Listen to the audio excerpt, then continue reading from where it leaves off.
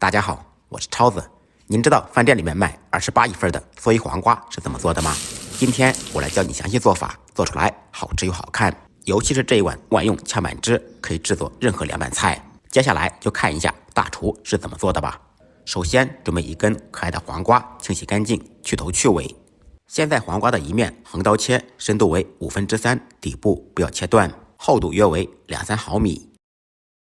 切好一面，把黄瓜转过来，在另一面斜刀切，刀口深度依然是3/5，间隔2-3毫米左右。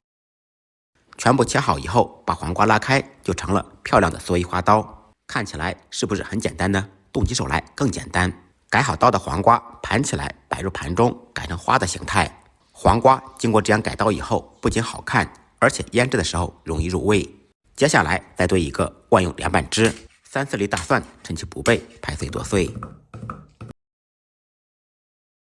不能吃辣的同学放2个小米辣，锻炼一下，切成小圈。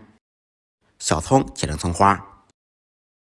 切好以后，一同放入碗中，放入88粒白芝麻。炝拌菜离不了干辣椒，再放入一点干辣椒段。起锅放少许油，把油烧热。油热以后，放入10粒花椒，把花椒炸至漆黑麻糊，炸出香味。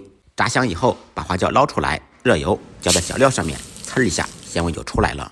调味放入一点毛毛盐，少许白糖，放入半勺白灼汁，少许香醋。零脂肪更健康，再放入一点蚝油，少许芝麻香油。